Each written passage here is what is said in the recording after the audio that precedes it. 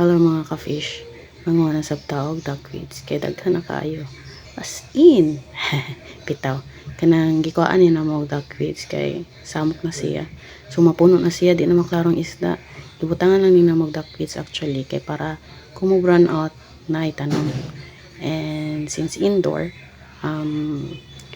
dili kayo may mag-uol kung mo brown out. Kay nare oxygen. But samok jud ang duckweeds.